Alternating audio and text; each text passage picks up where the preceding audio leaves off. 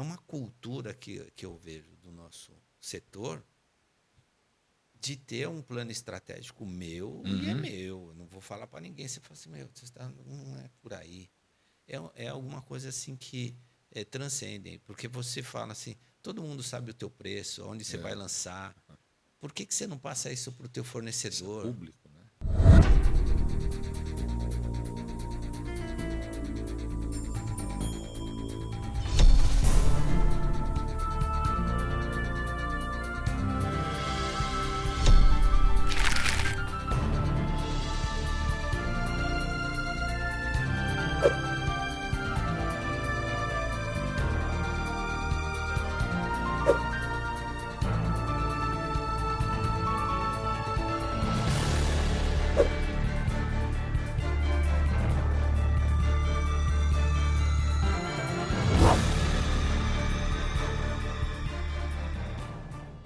Guardian Glass nasceu nos Estados Unidos em 1932.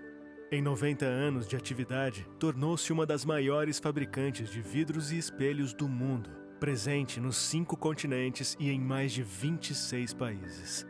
No Brasil, desde 1994, a Guardian possui um escritório na região sudeste e mais 2 unidades fabris.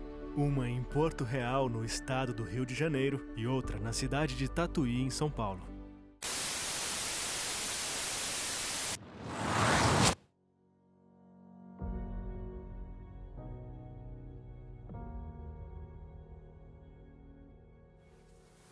Encontrada na natureza de forma abundante. É por aqui que inicia a produção, misturando areia de sílica com outros elementos.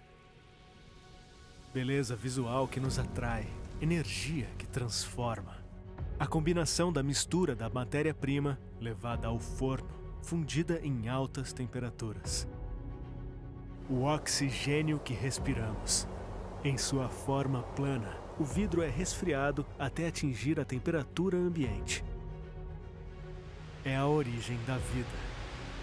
A lavagem é o processo final, antes do corte e armazenamento do vidro. 100% reciclável, grande aliado do meio ambiente. Novas formas de construir. Este é o vidro. Proporcionamos um mundo ainda melhor, através de inovação e tecnologia de ponta, beleza e bem-estar. Esta é a Guardian Glass. Juntos, temos o compromisso de transformar o futuro.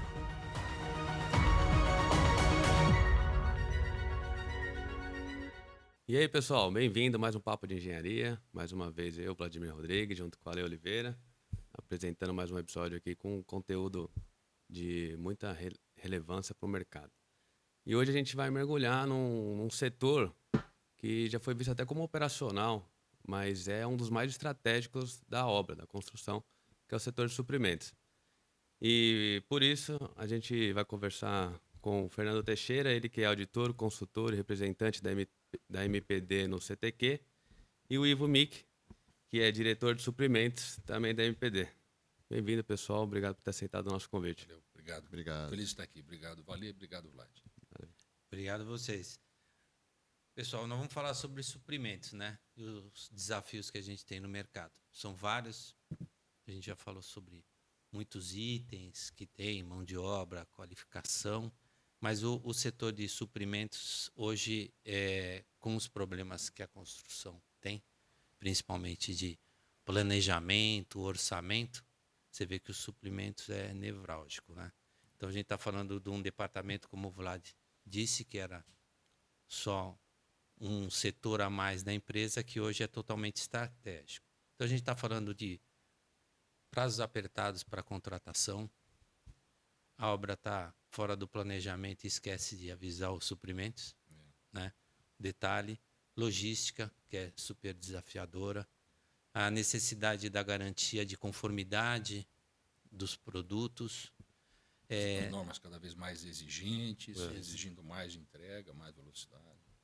Então, tem todas essas barreiras que, na hora da contratação, você vê que um departamento que era antigamente de um comprador simples, hoje já é muito estratégico, já tem que ter realmente um especialista de supply para ter tudo isso em mente, a exigência das garantias quando você está contratando, na prestação de serviços, se o teu prestador de serviço ele está alinhado desde o orçamento que ele está dando, né, com as exigências que vão ser feitas pela obra, no setor da qualidade, as tolerâncias que vão ser aceitas dentro dos serviços. Então, o procedimento, se ele segue ou não.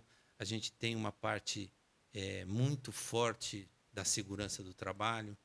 Então, antigamente não existia, né? Segurança do trabalho era fazer o nome do pai. Era usar um capacete, lembra? E olhe lá, né? Era usar um E capacete. ainda se qualquer coisa a mais que isso, o cara se ofendia, né? Imagina.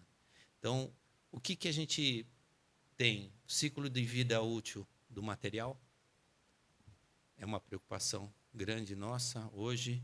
A decisão da compra e a gestão dos fornecedores. Fora isso, a gente fala, né, como estava fácil a vida, então vem uma pimentinha a mais, a tributação. Então a gente vai ter como que vocês, como gestor de suprimentos, o Fernando dando toda essa consultoria, o que vocês estão pensando desse impacto, já estão se preparando. Então, a ideia a gente já tinha uma flutuação enorme de custos, né, que a gente vem sofrendo, um setor super demandado, com pouca mão de obra qualificada, né? Outro dia um amigo falou assim, cara, estou precisando de pedreiro muito ruim, mas é muito ruim, porque os ruins já não tem mais. Então, eu estou aceitando muito ruim. Muito ruim. Então, como que a gente está tratando isso? Nós vamos ter, a partir do ano que vem, né, um desafio enorme da reforma tributária. Vai ter um impacto. O pessoal tem divulgado muito os impactos positivos que a reforma vai dar no nosso setor.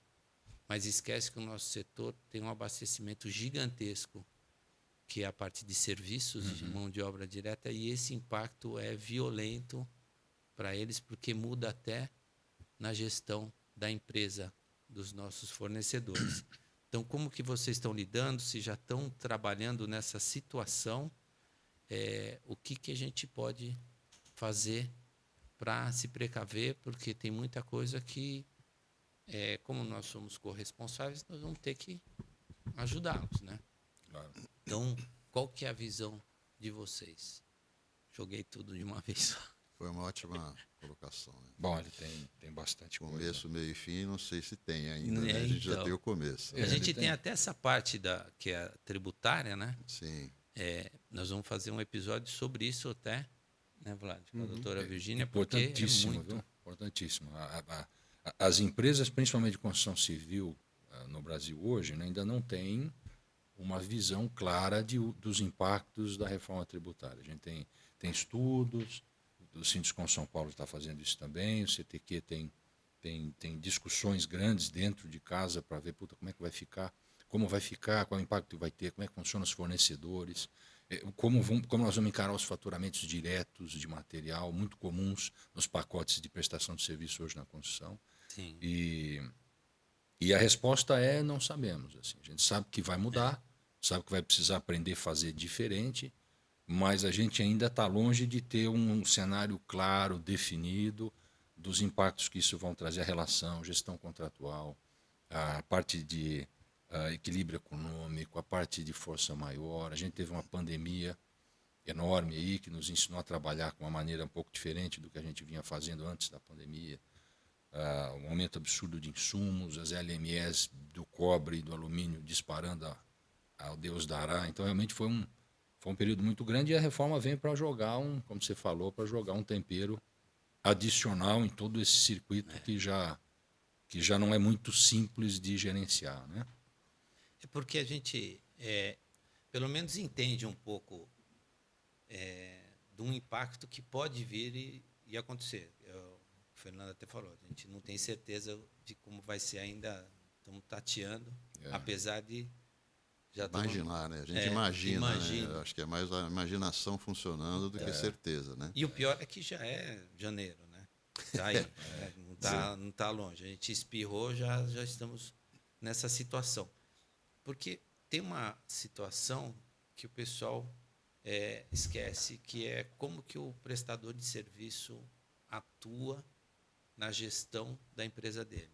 Ele tem que fazer um investimento inicial, ele realmente, por cultura do nosso mercado, a gente tem uma forma que, vocês vão me desculpar, mas eu acho predatória de fazer pagamento dessa prestação de serviços, né?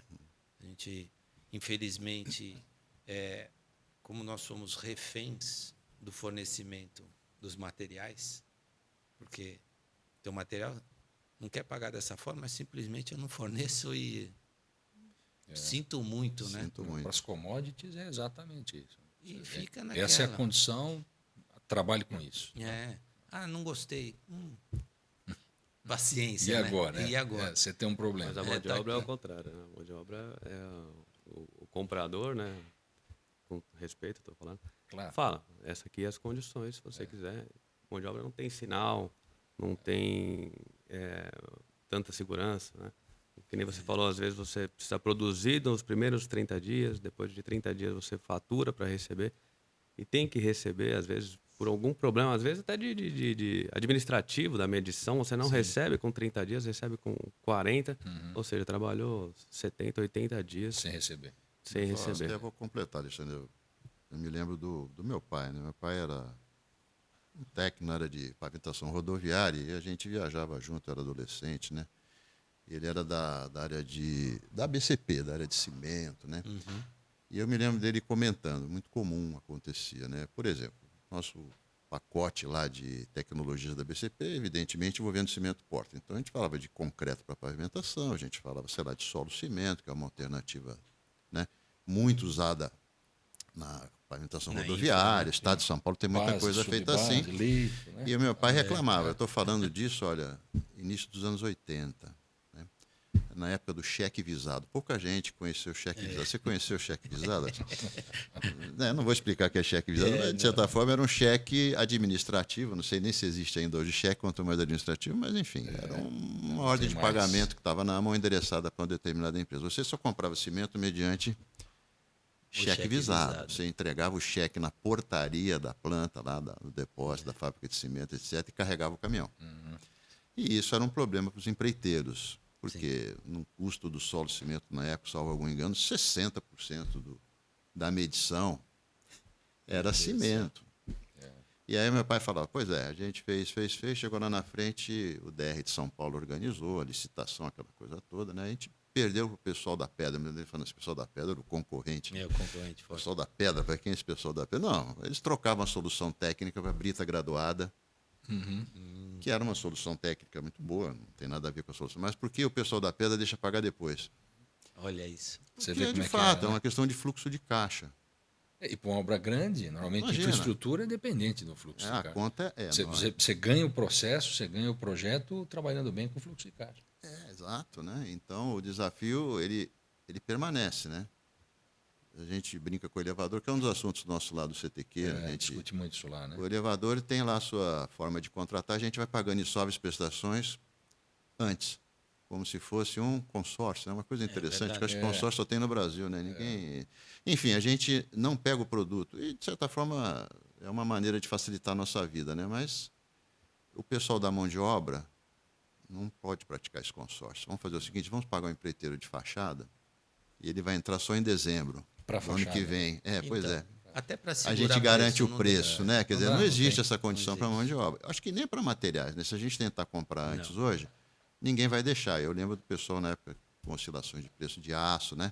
Nossa. A gente tentava, vamos comprar o aço todo da obra de uma vez. A gente tinha em tese confiança que o fornecimento aconteceria. São empresas muito grandes, né? Não posso te vender garantir. porque eu não sei. O preço é cotado, enfim, Não, e dólar, infra, etc. Tem Em sempre uma a gente argumentação. fazia hedge cambial, cara, Ó, para garantir o preço, entendeu? Você comprava um valor muito grande, 70, 80 mil toneladas para um consumo previsto de várias obras. Isso estou falando na época áurea da infra no Brasil. Camargo, Odebrecht, Trade Gutierrez, Queiroz. Era muito comum, a gente fazia isso, mas conseguia através de hedge bancário. Você só segurava o preço, o cara falava, não, segura o preço, você faz o seu hedge. É uma Se ferramenta, né? sobe e desce o meu, eu quero garantir, porque para eles não é interessante garantir o preço agora. Bom, mas isso foi há 15 anos atrás, mas hoje ainda, se você quiser, você corre o risco de chegar lá na frente e dizer, puta, meu casa caiu, eu não vou conseguir manter, apesar de ter um contrato, a gente tem que repensar a forma de vender aço para vocês, porque a gente não vai conseguir segurar aquele preço. E aí volta no papo do Alexandre lá, quer dizer, a gente é que financia, o hedge nós temos que fazer para nós garantir, temos que fazer. pagar Então, o cartório, né? essas- Pagar isso aí, Você né? tem que pôr na frente, né? E volta o problema, e porque o volta o fluxo de problema. caixa é nosso, nosso Porque você construtora, tem né? umas situações que a gente esquece, às vezes, o motivo daquele procedimento, daquela cultura. Né? Então, você implanta uma cultura, como fala, o brasileiro é bom de superar as barreiras que são colocadas. Né? Só que a gente é tão bom que também não param de pôr barreiras, porque você supera, então Vira corrida corrida. permanente com obstáculo. Impressionante. Só que você tem uma barreira, você cria ferramentas, procedimentos devido àquela barreira, vai passando os anos e aquilo mudou e o procedimento ficou. Então, eu estava comentando com você. Cotação de 3 fornecedores. Até hoje, tem... nossa empresa, às vezes, você tem alguns produtos que são inovadores. Então, um produto, uma prestação de serviço inovadora. Inovação é bem-vinda pelo mercado. Todo mundo quer inovação. Precisa, né? Só que esquece que quando você tem uma inovação, você tem que ser contratado. Quando você vai ser contratado, teu produto é inovador e o teu concorrente, quem que é? Eu já escutei várias vezes.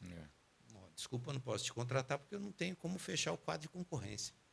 Cara, mas não tem razão de ter. É complicado.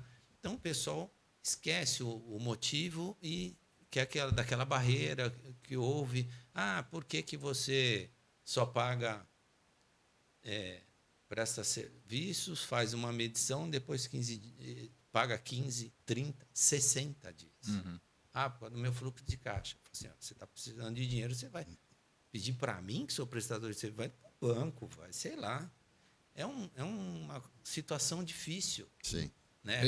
O mercado, eu acho que no Brasil, a forma como as coisas vibram assentam as gotas, assim, as pedrinhas, porque a gente acaba tendo que se adaptar àquilo que o mercado tem.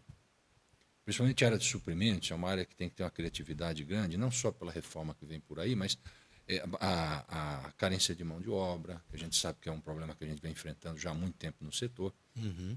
E não só no setor de construção civil, né? Todo mundo que dependia muito do uso de mão de obra de entrada está sofrendo muito com a carência, com a escassez da mão de obra. Isso é um assunto já super discutido em vários fóruns e tal. Mas a gente tem que continuar rodando. E tem obra, e está pegando obra, e tem demanda, e a gente está conseguindo entregar, mas com uma dificuldade que a área de suprimentos precisa ter. Você mencionou um negócio importante que é a inovação, né? Em 2001, eu estive na Austrália e fui fazer uma espécie de troca de experiências profissionais para ver como era a construção civil lá. Tá. Isso há 25 anos atrás, mais ou menos, né? Tem Passa bastante rápido. tempo, passa rápido. Nem fala, porque aí eu sei de onde vem os cabelos brancos. Aqui é bom. Hoje não entrar nesse assunto. E aí eu me lembro bem que eu visitava sites e tudo em wood frame. Tudo em madeira, né? Bem conhecido, a gente vê muito em filme americano, aquela estruturinha de madeira, aquele frame de madeira, depois o cara preenche com um expansível, né? Espuma expansível, fecha e está resolvida a obra. Fecha com drywall, Drywall, né? ou uma placa cimentícia. Até, Muito né? simples, agora com as fachadas prontas, fica até bonito e tal. Mas na época não tinha, mas enfim. E aí onde é que eu quero chegar com esse ponto? Que aí eu hoje, 25 anos depois, a gente passa a entender por que os caras faziam isso. Porque a mão de obra da obra molhada do concreto, o armador, o carpinteiro, assim, a forma como a gente constrói hoje é cáustico, é ácido para o colaborador. Sim. As pessoas hoje têm um grau de consciência maior do mundo, das coisas, os acessos às informações, às redes sociais. A discussão hoje é muito mais acalorada, pelo bem ou pelo mal, as pessoas Sim. conversam mais. E eu acho que quando alguém vê uma obra nossa, padrão brasileiro, que todo mundo aqui está bastante acostumado a fazer há 20, 30 anos, o cara olha e fala, pô, não é o que eu quero para mim. Não é o que eu quero para mim. E aí a gente acaba entrando num ciclo vicioso, de aí você remunera mais, porque você tem escassez, e aí eu preciso pagar mais, e o cara bom eu remunero mais, porque ele não me atrasa, porque ele me atende, e isso cria um fluxo que no final não vai ser legal. E aí a gente precisa, dentro da área de suprimentos, dentro dos suprimentos estratégico, e não a compra, né? Aí eu estou falando de supply, não estou falando de procurement, né? Sim. Estou falando da estratégia da coisa, você até mencionou no início, porra, cada vez mais é uma área que está mais próxima da direção que a empresa tem que tomar, né? As construtoras hoje, elas são, a maioria, gerenciadoras de fornecedores. Sim. A mão de obra, a atividade fim, normalmente não é CLT. Você vai lá e contrata um subcontratado, um empreiteiro, a mão de obra de estrutura, a mão de obra de alvenaria de vidação, mão de obra de assentamento de investimento cerâmico, a GAVAC, Que, na verdade, elétrica assim, hidráulica. ela migrou para a busca de um especialista. Isso. Nessa. Então, não é assim aquela situação. Que eu falo, você vai criando barreiras e vai esquecendo porque vai atravessando, pode ser até por outros motivos, mas você tem uma busca de situações onde o CLT é complicado, então eu vou terceirizar. Daí você vai na terceirização. Só que a terceirização simples não é aquilo. Então vamos para a terceirização de um especialista. Então daí você cria. Eu lembro que há 15 anos atrás, ainda estava com a construtora, e daí os nossos sócios na época, que eram de fora, trouxeram uma empresa, um especialista em estrutura. Que ano isso, né? Foi em 2010. 2010. Ele trouxe o especialista em estrutura e o cara fez a apresentação da empresa dele, a empresa americana. Só faz estrutura, mas o cara entra como sistemista, inclusive com os insumos. Isso é material dele. Material dele, perda dele. Você fala assim, nossa, o mundo perfeito. Ah, mas aí você vai ver. Só que daí você vê o preço, daí você fala, não dá. Não, Mas tem... o tamanho da empresa do cara, Sei. você fala assim, peraí, a tua empresa é do tamanho de uma Odebrecht da vida. Na época eu falei assim, cara, como que eu vou te contratar? Não, quem sou eu, né? Mas é a situação dos caras. Eles têm um nível de especialização tão grande e o cara chega com... é concreto. Sim, concreto. Então você precisa de concreteiro? Não. Ele traz a solução. Eu tenho a bomba, eu tenho o caminhão betoneiro. Eu falo assim, então realmente o cara tem que ser muito grande. Meu, mas explica para o gringo a bitributação. Então. Explica para o gringo por que a gente tem que fazer faturamento direto de material dentro de um pacote de serviço.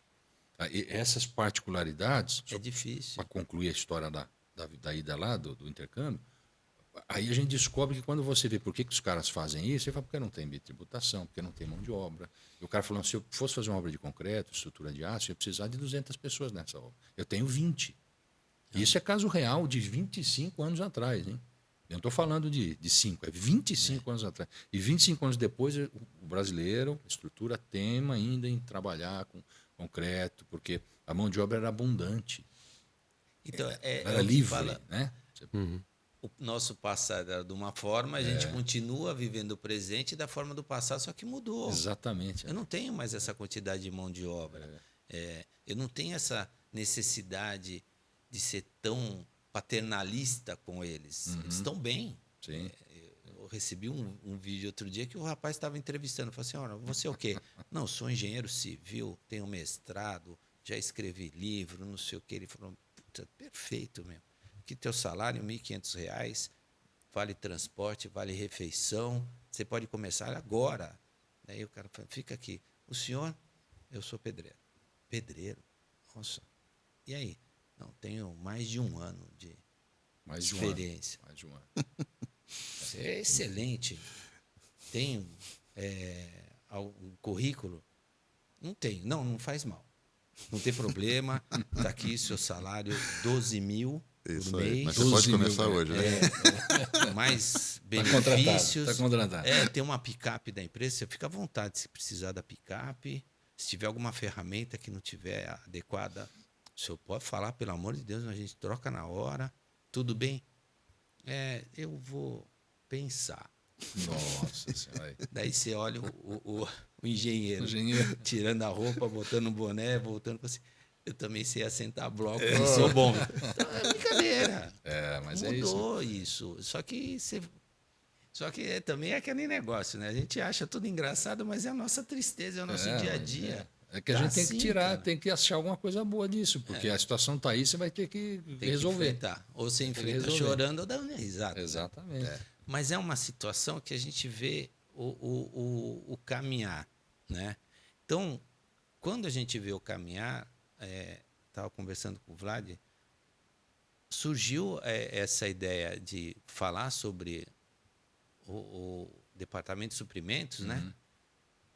Porque não adianta você falar com a ponta final se não passar pelos suprimentos. A contratação foi feita de uma forma, não adianta você mudar depois.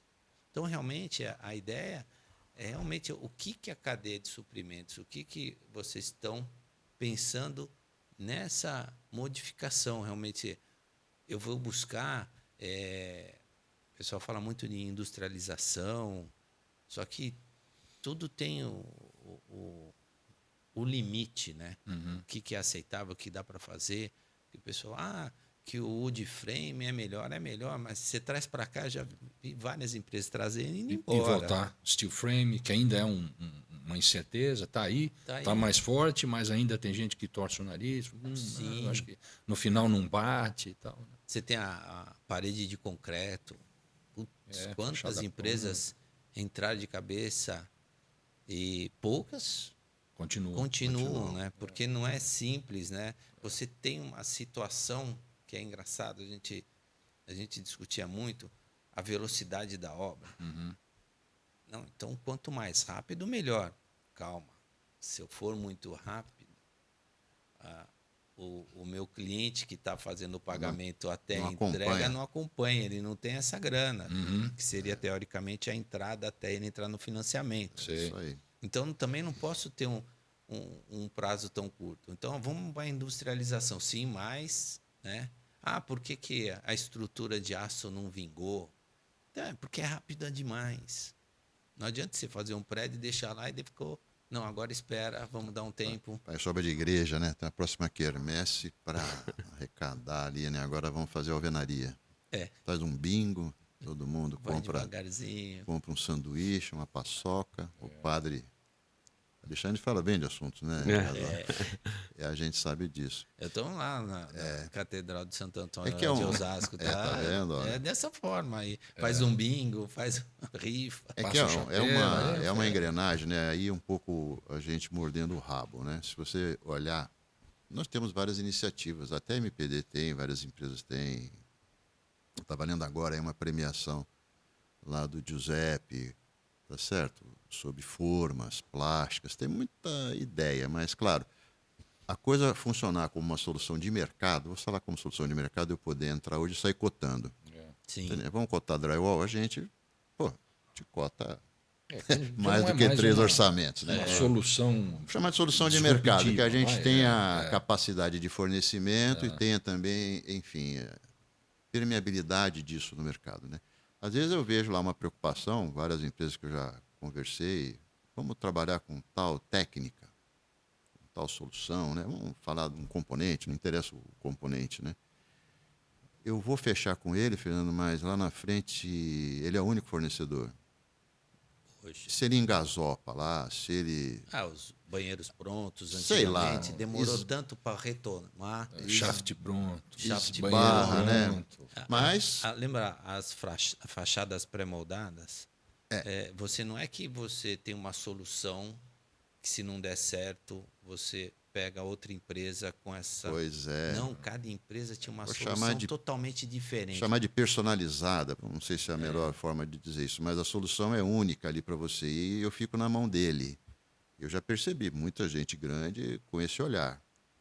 De repente eu vou inovar, mas eu fico preso num determinado problema de Mas você não fornecimento concorda? se o cara tiver uma dificuldade lá na frente. Mas né? é engraçado porque quando a gente fala desse assunto, eu fico refém dele, É, né? Eu não gosto de ser refém. não convém, né? Não convém ser refém. Risco. Mas por acaso você vende um produto e o seu cliente é seu refém. Ah, não. E se você não entregar? Se não se- Engraçado, né? É louco.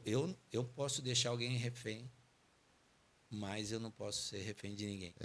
Daí você começa a ter essa troca. Cara,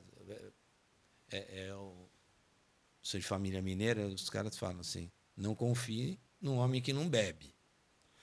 Porque o cara que não bebe, ele tem medo de perder O controle. o controle. Então ele não é confiável. Assim, eu não vou confiar em você, você não confia em mim, como que eu vou confiar em você? Então é uma É situação. um jeito de olhar, né? Sabe, tem um ponto que eu acho que é interessante nisso aí, que é o apetite ao risco também. Porque a gente não tem muita opção, cara. Ou a gente aceita o risco de ter que inovar e aí ficar refém de um fornecedor que tem alguma tecnologia diferente, que traga algum tipo de benefício, ou velocidade, ou qualidade, ou diminua o risco de acidente, enfim, que traga algum benefício para a obra, ou nós vamos continuar refém de uma metodologia que dizem os otimistas está com os dias contados. Os otimistas Os otimistas. né? acham que está com os dias contados. Então, não, assim, acho que a gente, na frente do negócio, como business leaders, assim, a gente tem que ter muita preocupação com o futuro. Eu não estou falando futuro daqui a 2 anos, né? Estou falando futuro daqui a 10, 15. O que vai ser? Porque se a gente tiver apagão de mão de obra mais algum tempo, e deve ter, escassez de insumo, pressão do cliente final por soluções mais ESG, sustentáveis, que consumam menos, que tenham uma pegada de carbono mais amigável. Então, assim, essa é a grande dificuldade do negócio. Aí eu volto no apetite a risco. Eu acho que as construtoras ainda tem muito do dono, são empresas familiares, são empresas da primeira, da segunda. As que são muito bem gerenciadas estão na 3ª geração. Sim. Então ainda tem muito do sangue do fundador. Né? E esse cara chegou onde ele chegou porque ele era um cara que tinha um baita apetite pelo risco. É. Ele é muito mais um corajoso, contumaz, do que alguém que realmente é um engenheiro genial, um cara disruptivo de prêmio Nobel. Né? E a gente tem que saber usar isso a nosso favor, dizer, cara, ou a gente vira essa chave, tenta investir e aceitar algum risco agora, ou daqui a 10 anos a gente vai ter um problema muito sério de perpetuar a empresa, de continuar dando resultado, lucro, etc. Vocês concordam? Porque, Sem dúvida. eu acho que a gente tem essa obrigação de dar essa provocada, de falar, galera, vamos lá, estruturinha de concreto, alvenaria estrutural, alvenaria de vedação, bloquinho, de 19. Eu acho que daqui a 5, 6 anos não vai mais ser desse jeito. Ou você não vai ter mão de obra, ou alguém que investiu antes vai ter uma tecnologia que vai te ultrapassar, que vai te atropelar. Tem uma frase que eu li uma vez, não lembro aonde, muito bacana, que é o seguinte: a inovação não pede licença, ela pede desculpa. Interessante.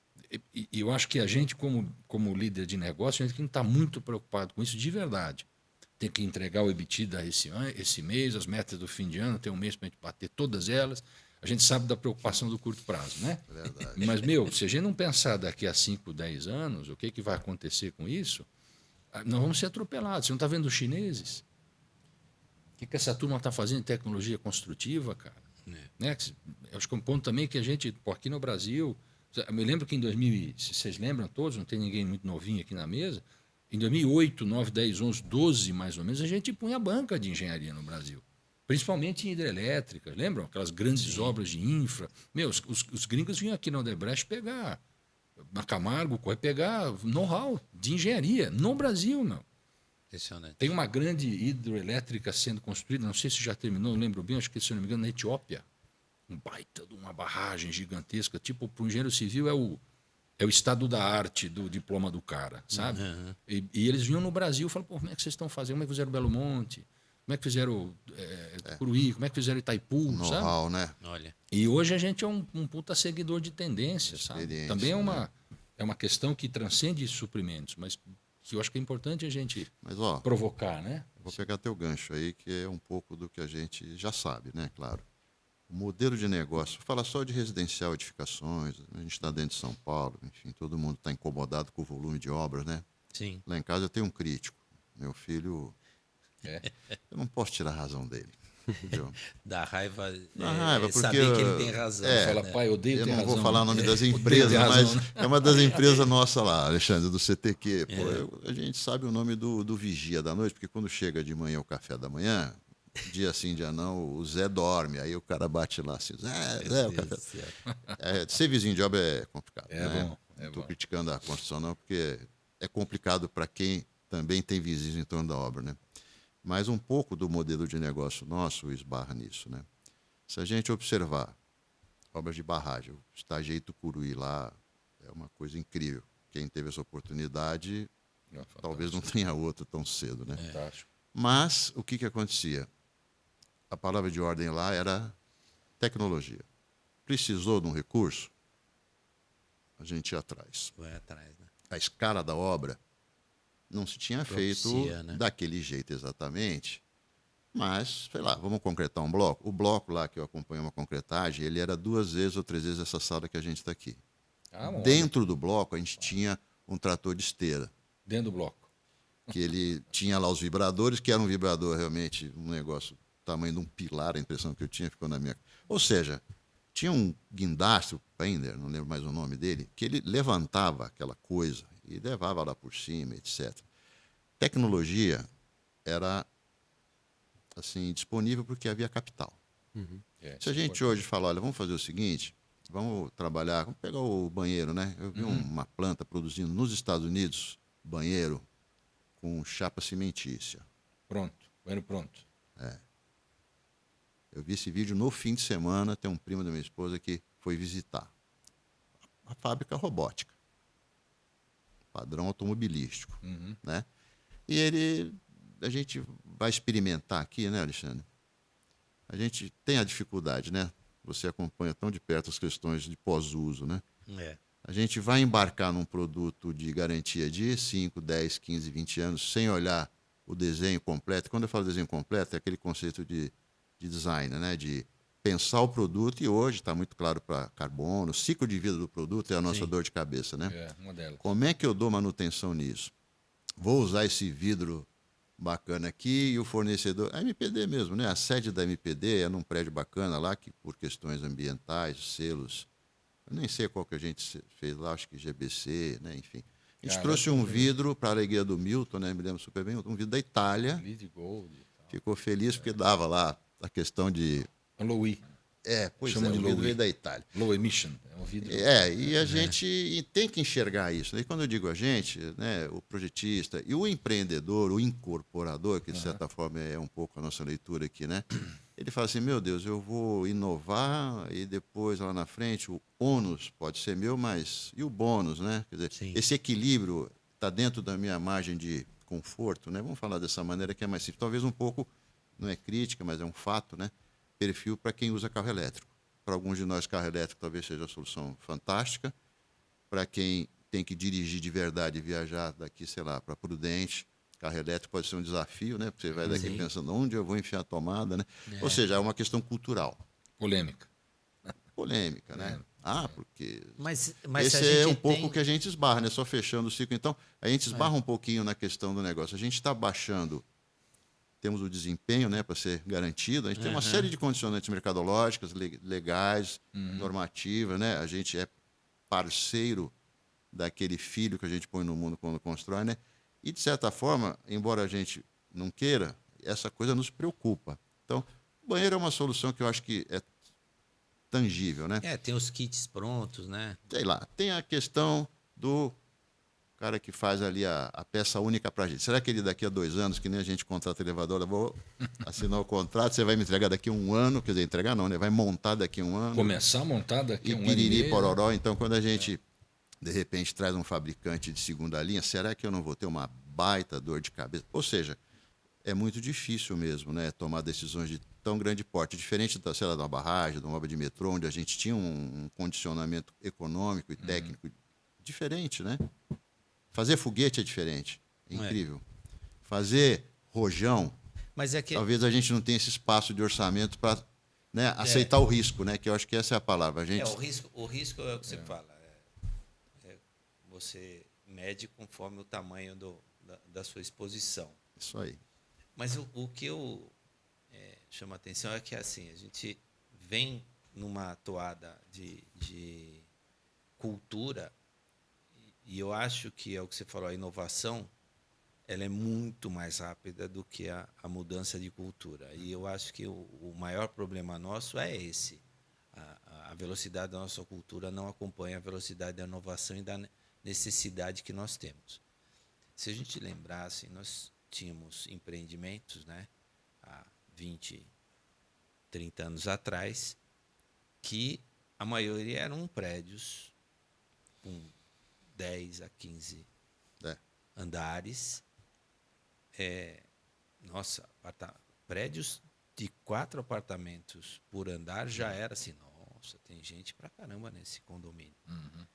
Daí a gente passou pelos condomínios clubes, que daí são várias torres, começou a ter uma diferenciação, então tem aqueles empreendimentos mais econômicos também, condomínios maiores, mas eram condomínios de 150 unidades, 160, né? Falar 200 unidades, já eram enormes.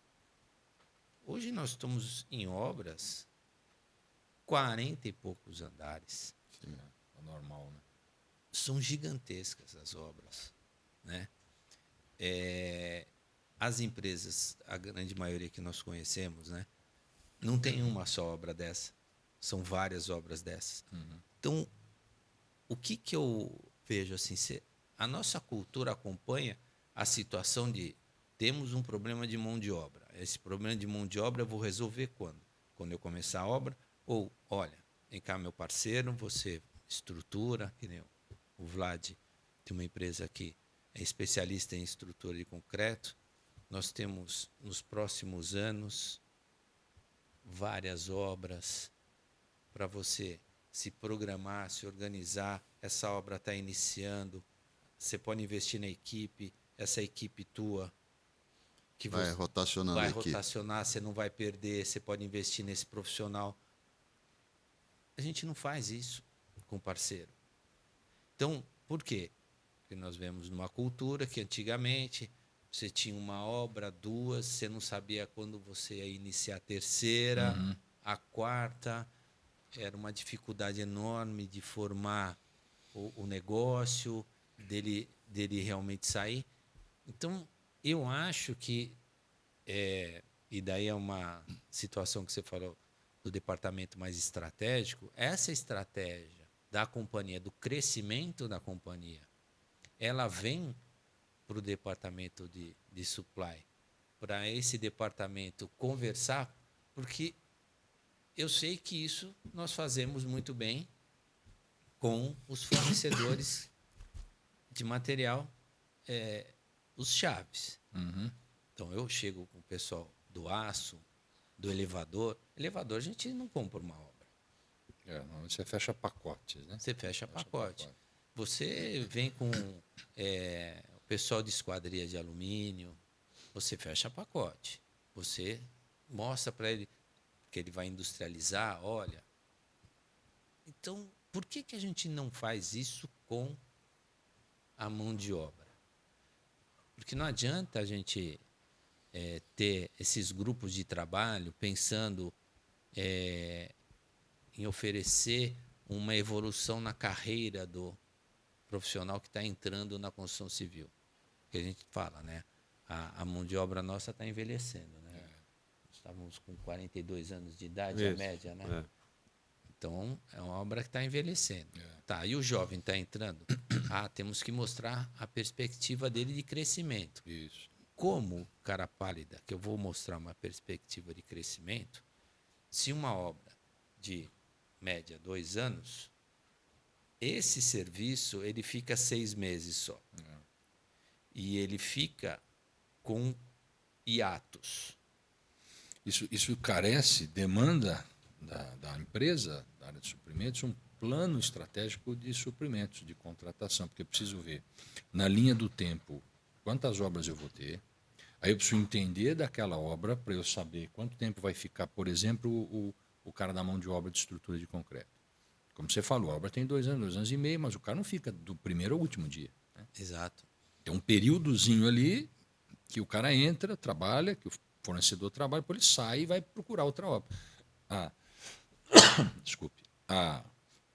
A empresa que consegue dar visibilidade, montar essa visibilidade e ver assim, pô, nesses primeiros 6 meses eu vou trabalhar nessa obra, depois eu já tenho outro canteiro aqui, depois eu já consigo outro, e eu sento com o fornecedor para passar isso para ele, realmente eu tenho uma vantagem competitiva. Então, mas assim, desculpa, eu não vejo isso no mercado. É raro, hein? Porque você conseguir é difícil. Então, não é muito porque simples, né? Eu vejo até um negócio que você fala assim, não é possível.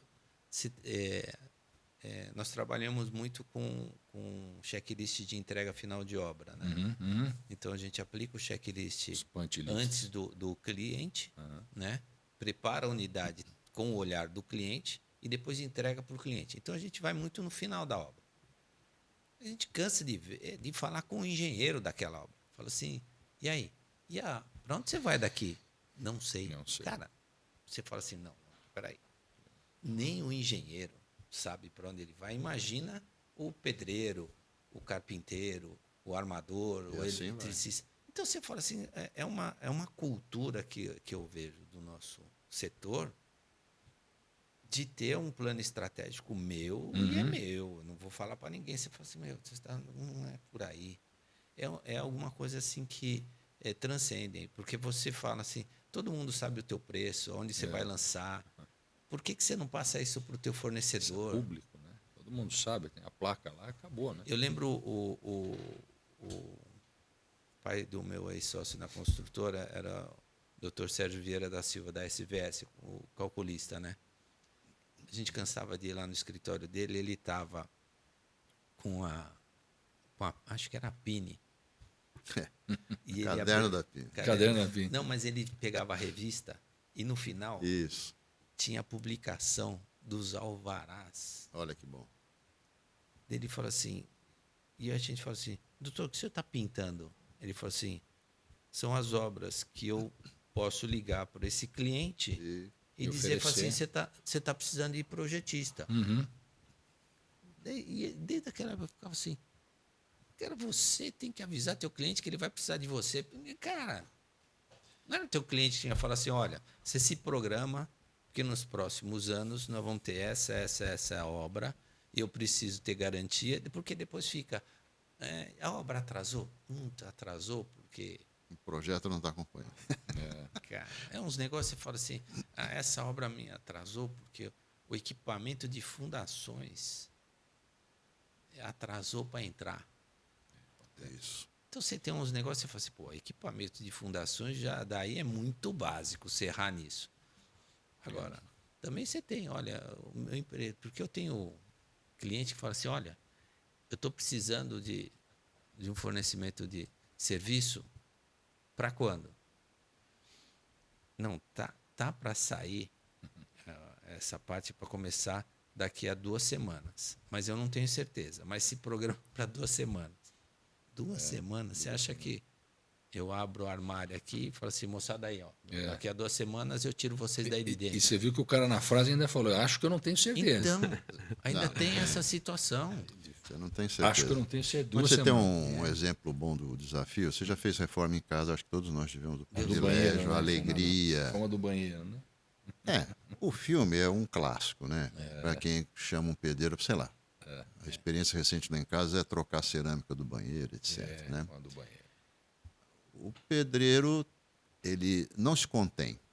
Ele pega teu serviço, eu não estou dizendo que está errado, hein? Nem vou dizer que está certo, eu só vou dizer o que a gente sabe que acontece. Ele não se contém de, no dia determinado da semana, ele tem que dar uma escapada porque tem algum compromisso inadiável, que na verdade a gente está cansado de saber que ele vai botar o pé num outro serviço, porque o ciclo dele, sei lá, cerâmica de um banheiro, o cara fica uma semana lá.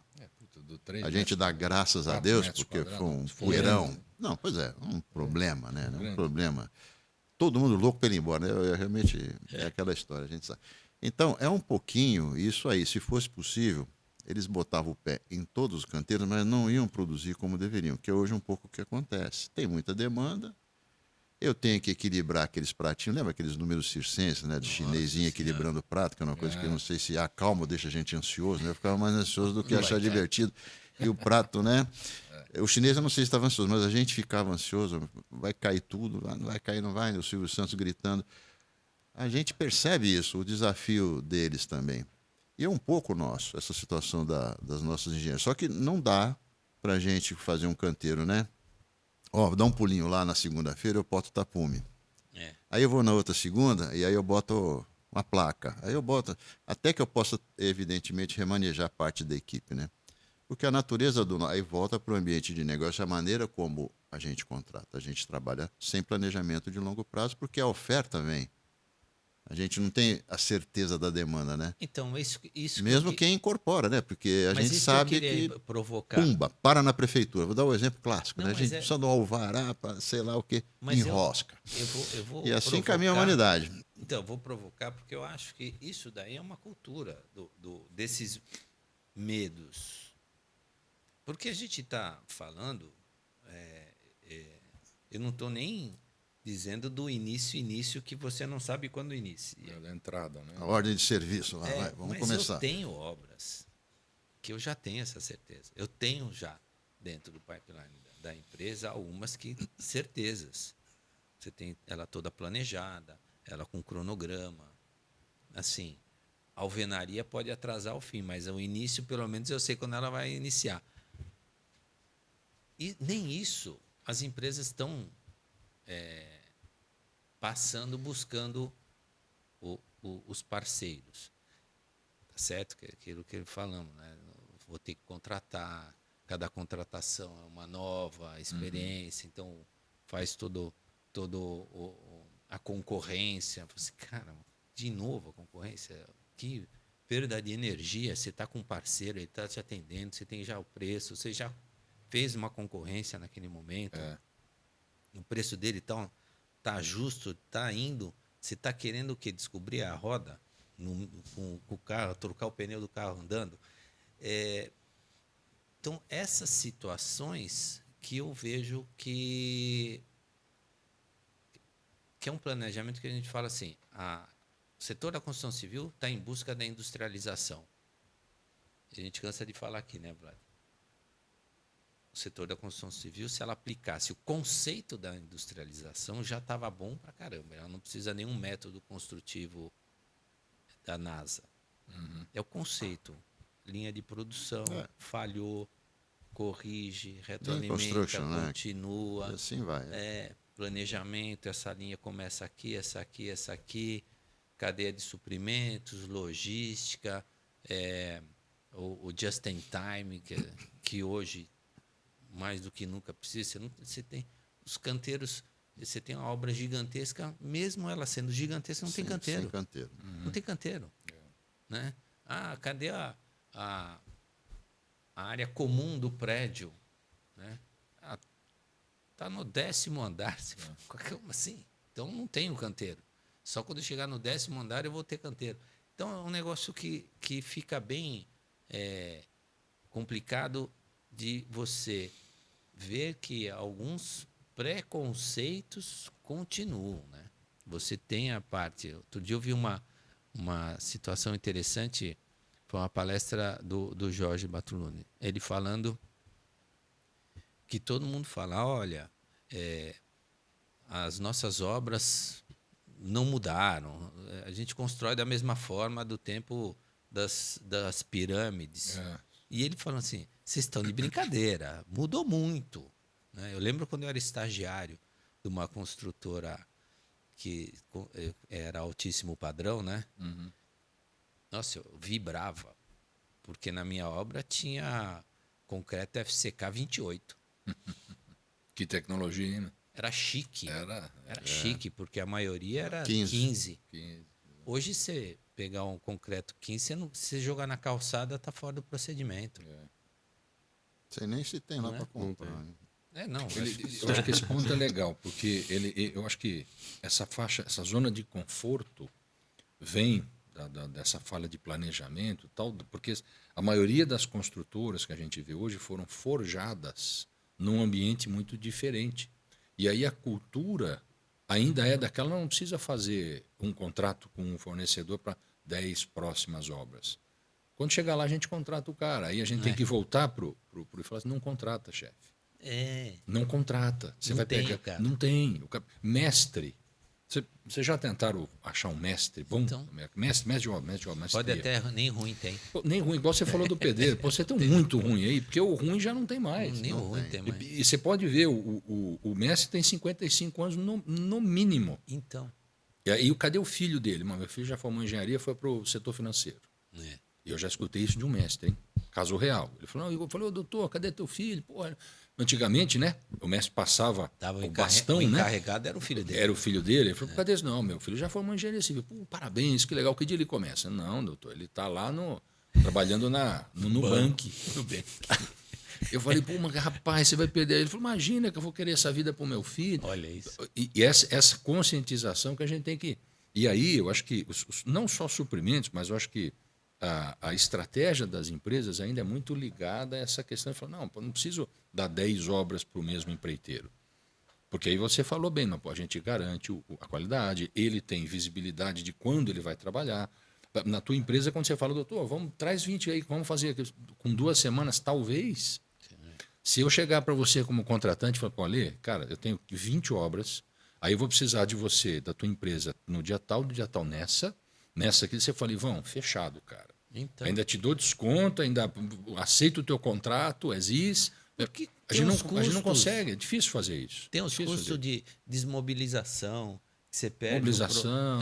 Você perdeu todo o ciclo de aprendizagem daquele profissional.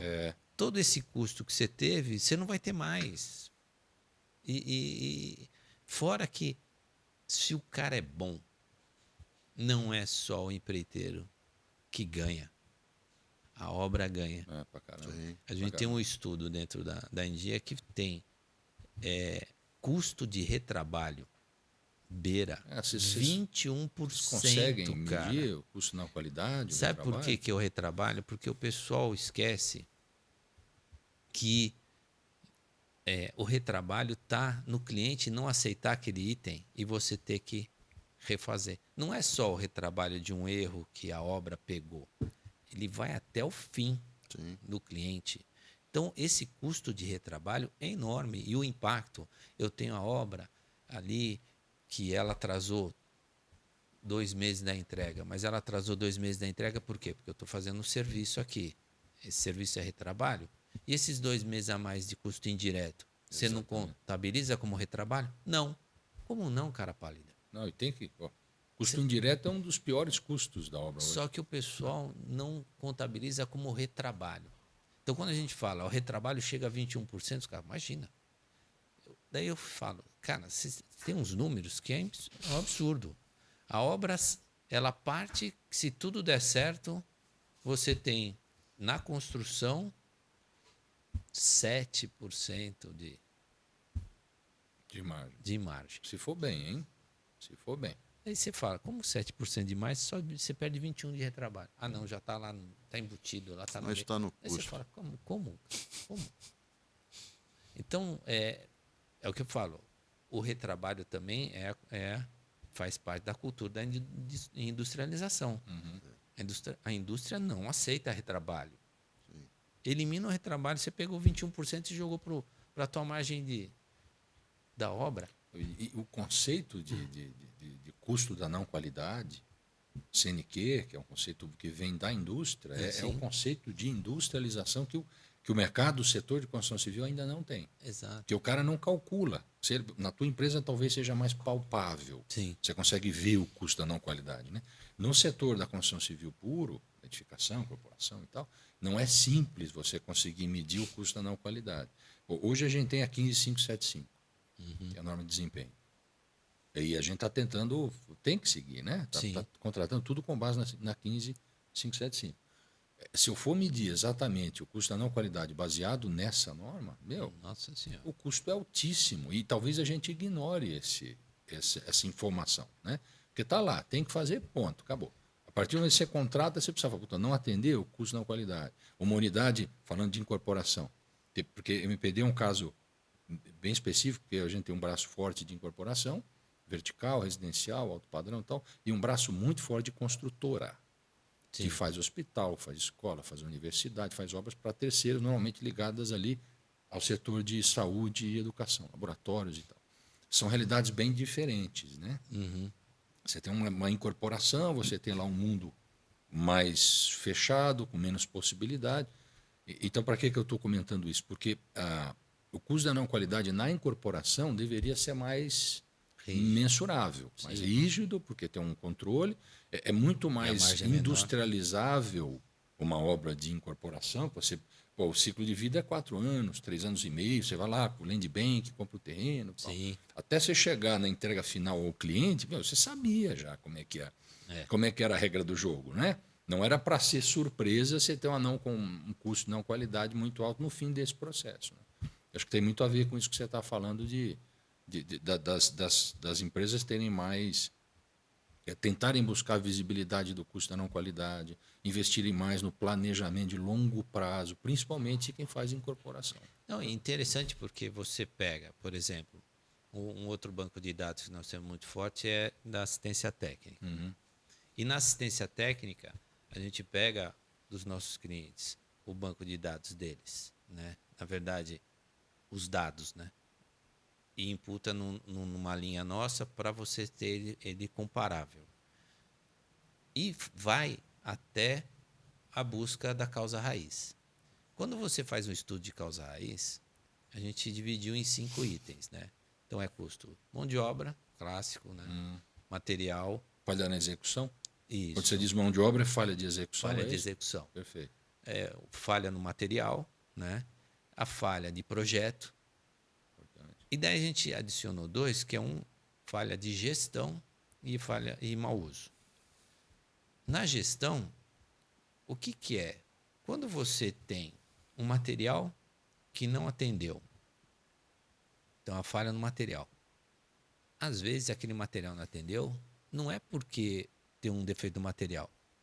A especificação dele está errada. Se a especificação dele está errada, teve uma gestão errada na compra. O escopo estava errado ou o projeto estava errado? Dúvida. Então, às vezes tem o projeto que está errado, que o projeto não deu a informação. Certo. Então, você tem uma falha de projeto. Não deu informação, o Suprimentos comprou o que está ali no corre dele do dia a dia.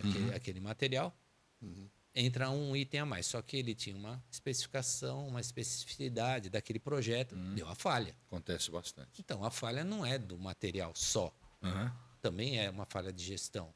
Daí você tem falha de execução, mas não executou de uma maneira errada, por quê? Porque não seguiu o procedimento.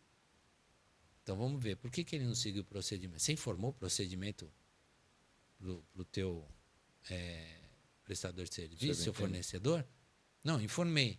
Desde a hora que ele orçou, se ele orça sem saber o procedimento, as tolerâncias que ele vai ser cobrado depois, depois ele tem um custo. Esse custo, se ele não tiver para pagar, vai aí Vai repassar. Vai repassar. Alguém vai pagar esse preço. Cai na assistência técnica. Daí você tem algumas informações que você fala do desempenho. Para você ter um desempenho, o teu cliente final ele tem que ter a responsabilidade dele, a atuação dele. Se ele não fizer a manutenção preventiva correta, no período correto, da forma correta, ou o uso correto, você não vai cumprir o desempenho. Você precisa entregar o manual, né?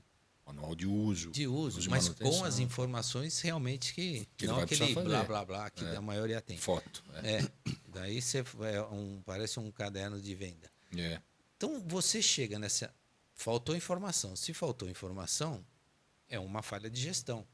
Essa informação tinha que estar ou chegar, tinha que estar em algum lugar ou chegar no teu cliente. Então, você começa a colocar um ingrediente e daí a gente começou a verificar a cultura, realmente, algumas falhas de cultura.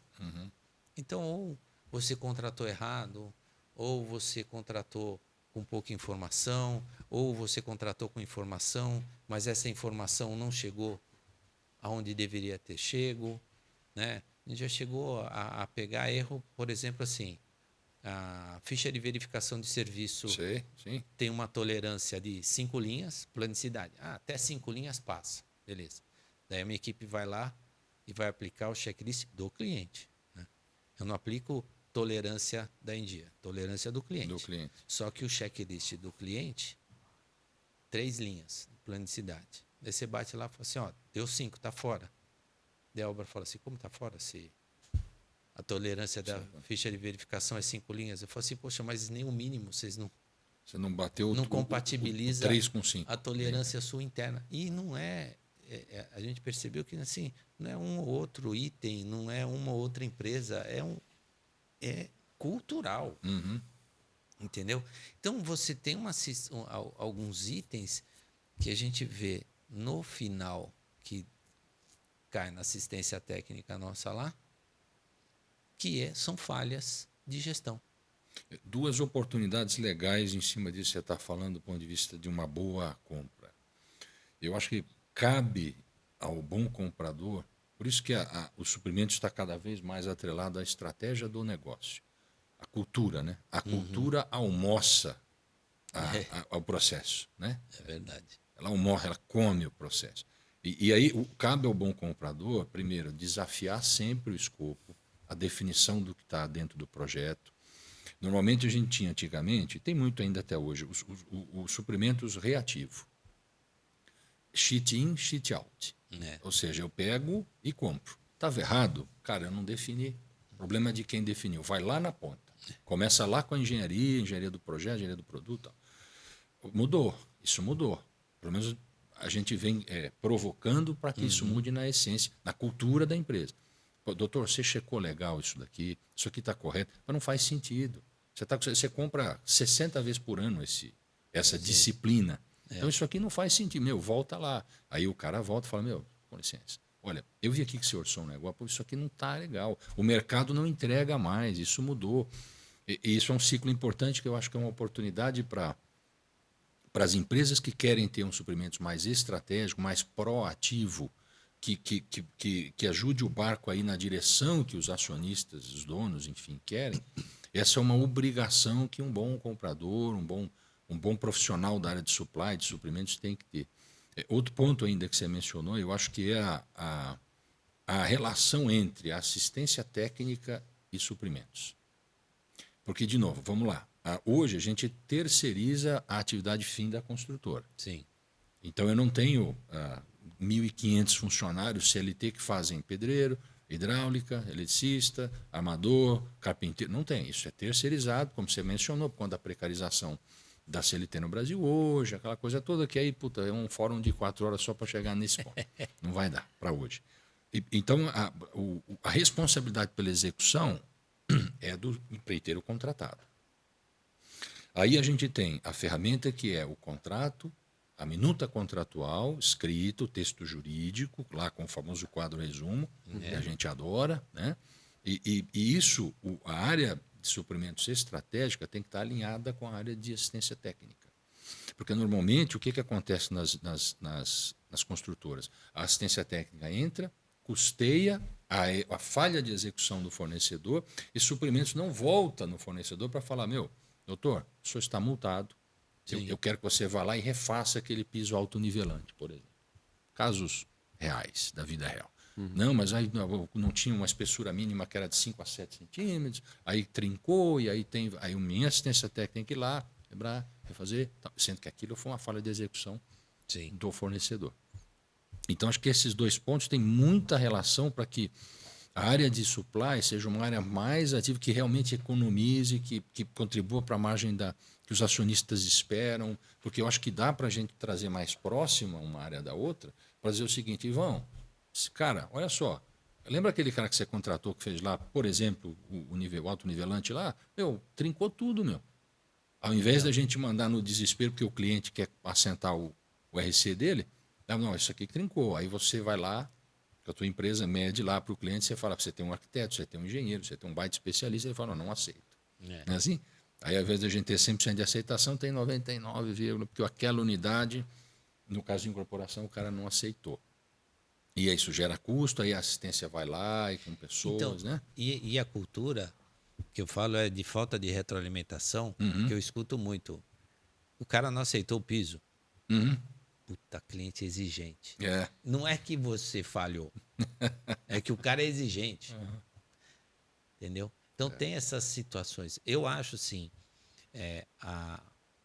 falta uma cultura de retroalimentação muito grande.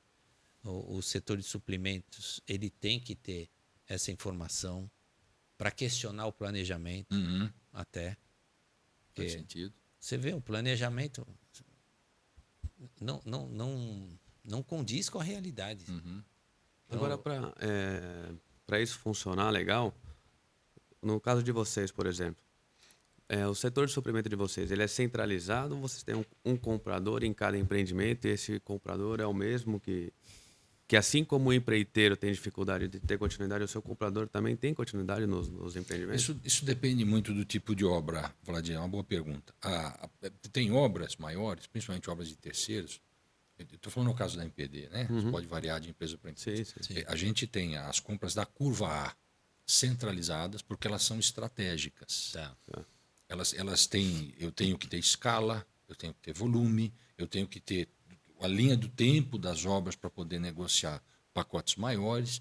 Então, isso é feito por um time de especialistas, compradores mais técnicos, que discutem junto com a engenharia, que trazem soluções de mercado também, que faz a parte da curva A das obras.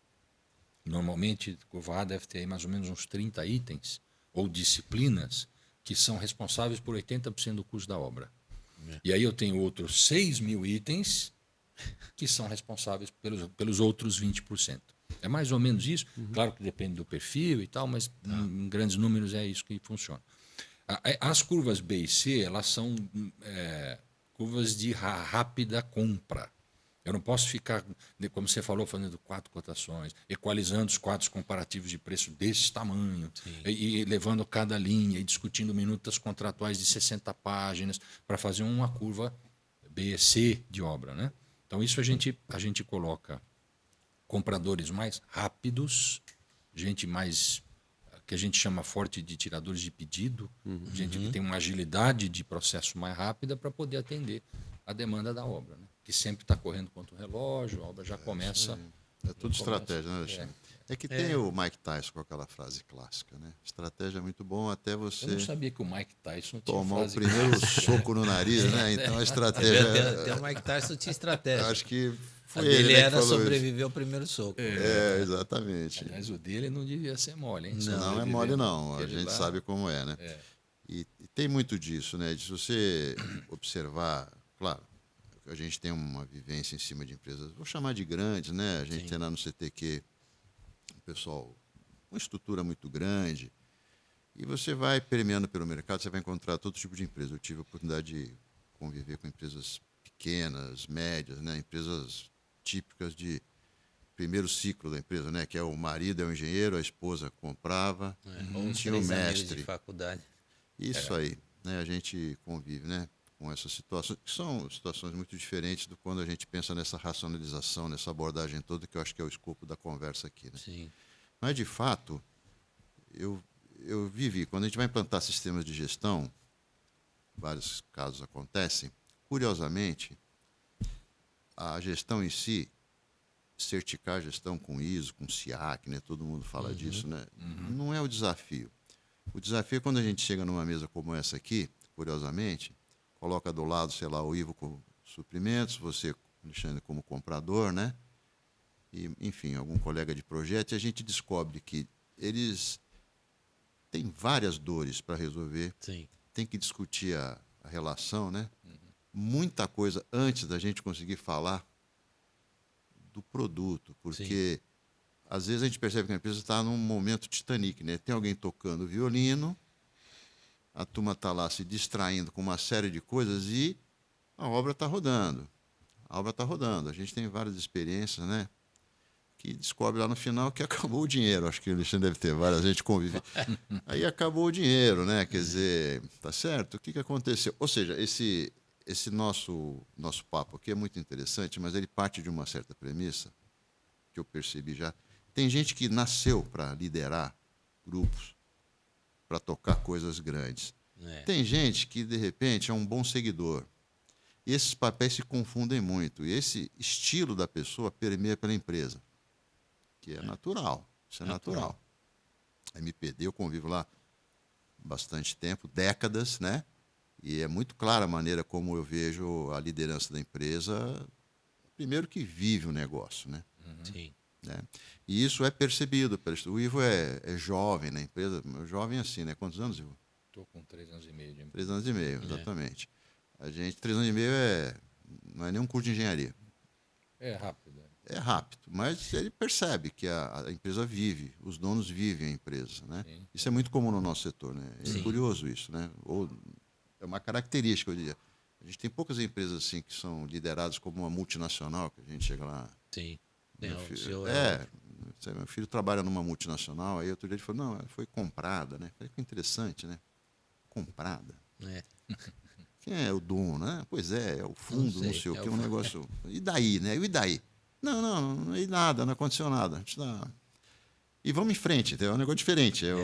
Sei lá, não é uma commodity, mas percebe-se que tem uma forma de atuar.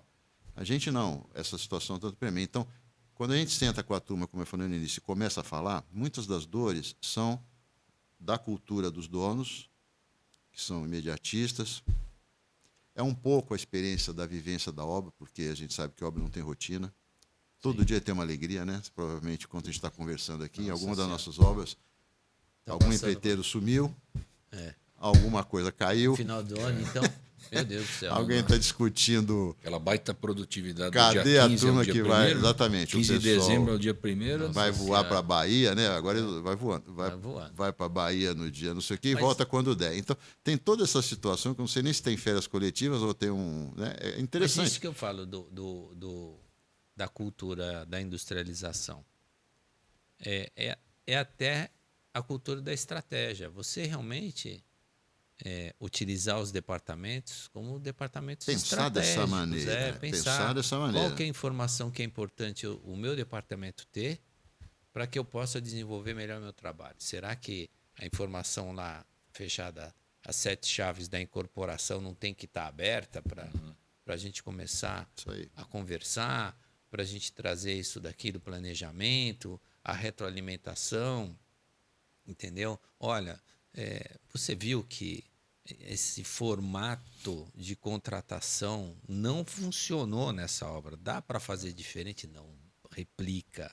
E, né, que é a frase do Einstein, né? Insanidade, né? Você fazer sempre a mesma coisa e quer ter um resultado diferente. Assim, não dá, o resultado vai ser aquele. É isso aí. Né? E a gente continua. Então, a ideia realmente, e inclusive do papo, é trazer essas experiências, essa expertise de especialistas, né?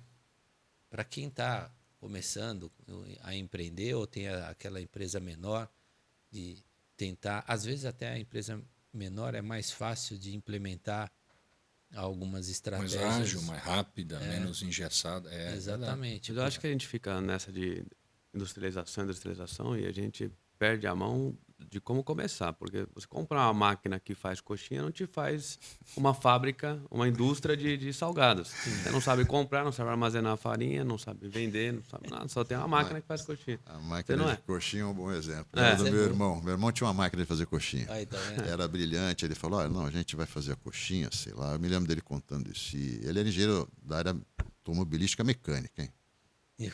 30 anos de projeto de Engenheiro caminhão. automobilística Interessante, que né? Ele virou- deve estar assistindo qualquer dia disso, vai ficar. E ele, não, porque agora a coxinha, sei lá, exemplo, compro custa R$1 e eu vendo por 3. É um baita de um negócio. Né? Aí ele foi em frente e tal, depois de um tempo abriu lá o ponto. Aí eu fui lá, era no estado do Rio. E aí, cara, como é que tá a industrialização da coxinha? Não, é uma máquina cara, viu? Não é uma máquina. Não é um negócio, não é coisa de R$5.000, não. Uma máquina cara, porque ela fazia além da coxinha, talvez fizesse empadinha, não me lembro. E tal, mas e daí? Não, agora eu estou comprando ali de Taubaté. Fica mais barato. Ele não é mais um industrial, agora ele deu é a comerciante. Solução de Gerente, mercado. Mas gerente. ele. Desculpa, fazer o quê? O que eu posso fazer? Essa Ele coxinha. tem que sobreviver, né? Porque eu tinha que ter escala e vender 50 mil coxinhas por dia. Falei, realmente seria ideal você ter essa escala, né? Você faz 3 coxinhas por dia, não vai dar o mesmo jogo. Então, um pouco do nosso correr atrás do rabo, como eu falei no início, é que às vezes a gente precisa de uma disruptura. Quem já teve essa alegria de conviver com uma disruptura, a gente teve a Covid, que é um exemplo recente para a nossa geração, é quem está assistindo, o pessoal mais jovem ou não. Se você olhar um pouquinho o que acontece em época de esforço de guerra, a gente não precisa ir longe, hein? Se você olhar o que acontece, por exemplo, na guerra da Ucrânia, né, Rússia. com tecnologia ligada à maneira de combate, drones, etc, etc. Não é o assunto que fala dessas coisas desagradáveis, né?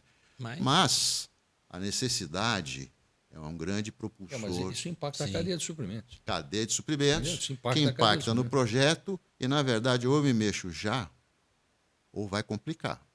É. Eu vejo algumas coisas, exemplo da Segunda Guerra, né? Eu leio muita coisa, é super interessante, né? Determinado avião que um americano lá fez, de Havilland, um avião de... Americano não, em inglês, um avião de madeira. Que é um troço insano. A gente faz o radiocontrole de madeirinha, né? Telinha. Um avião de altíssimo desempenho. Ele só não podia combater no Pacífico porque tinha um problema, né, que você deve imaginar qualquer, muito úmido. Acho que o avião descolava. Isso eu li lá, não sei até que ponto. Mas, de fato, o avião ele tinha problemas no mergulho de ter que corrigir a aerodinâmica dele porque ele passava a velocidade do som. Ele perdia o controle. O cara tinha que tirar um motor. Umas coisas interessantes para quem gosta disso aí. Você fala, que loucura. O cara mergulhava, ele ia mais de 1.000 e tantos quilômetros por hora. Então o cara tinha lá um jeito. Por acaso descobriram que não sei o que fazia, desequilibrava. Para quem é aeronáutico, né, a questão do fluxo de ar. Então os lembres não funcionavam nessa velocidade.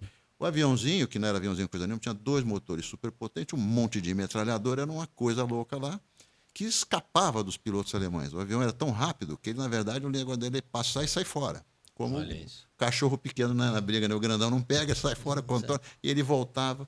Então, um pouco do desespero, e isso que pode acontecer conosco daqui a pouco, a gente não vai ter a mão de obra. A gente não, daqui a pouco a gente falou de 3, 5 anos, a gente não vai. É o mestre com 60, né? Sim. Tá certo? Não está longe disso. A gente não vai ter a reposição e a gente vai cair, essa é uma parte da torcida, né? Numa forma mais racionalizada, modular, pensada, né? Um pouquinho dessa, até da reforma tributária, que foi logo no início que a gente falou. Eu acho que ela vai trazer um pouco de ânimo para a gente, né? Porque era muito difícil você orçar uma obra, fazer o pré-fabricado em Campinas, né? Botar num caminhão, trazer para o teu canteiro aqui em Jundiaí, não precisa nem longe, e pagar 18% de CMS. Mas é uns negócios interessantes que você está falando. Isso daí é engraçado. Eu fiz um MBA na GV e a minha ansiedade era a matéria de logística, porque eu estava estudando, na época, uma melhor forma da logística no canteiro de obra. Então, como que faz a logística, o controle logístico, não sei o quê. Daí eu pensando na logística, veio a aula, era logística tributária. Daí eu falei, meu Deus do céu. E morreu. Não era o que você esperava. Exatamente. Não era o que eu esperava, mas eu também nem sabia que era um negócio tão complexo assim. E assim vai. A gente morria, né? Pois olha, vamos botar a planta.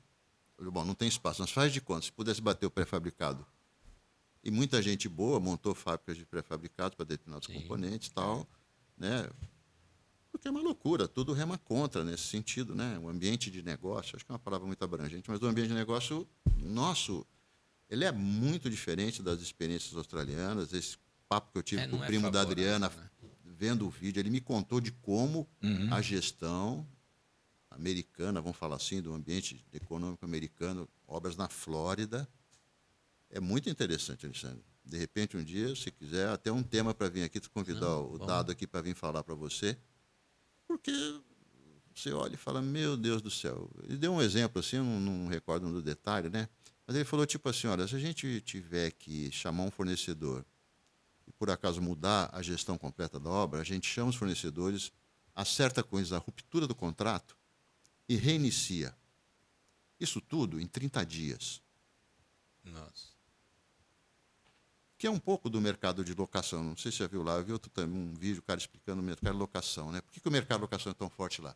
Não existe a situação de alguém não pagar o aluguel e ficar Na algum unidade. tempo lá. Vou falar algum tempo para não estimular, né, os colegas É. que estão assistindo, ficar 6 meses esperando uma situação para você poder tirar. E, claro, não vai receber esse aluguel. Eu já passei por essa experiência. Né? Ele falou, não, é assim, você tem que pagar dia 5, né? Se você não pagou dia 5, no dia 6 aparece um papel grudado na sua porta. Tem uma expressão lá que eles usam, né? Olha, tal, tem uma multa até dia 10. Do dia 10 em diante, você até pode pagar em juízo, né? Vamos falar assim, com uma baita de uma multa, inclusive pagando advogado. Então, chegou no dia 30, era para pagar no dia 5. No dia 30, você é despejado pelo município. Ele vai lá, faz a sua mudança, não sei o quê. Essa mudança está lá no locker. Tal. Ele falou até numa situação.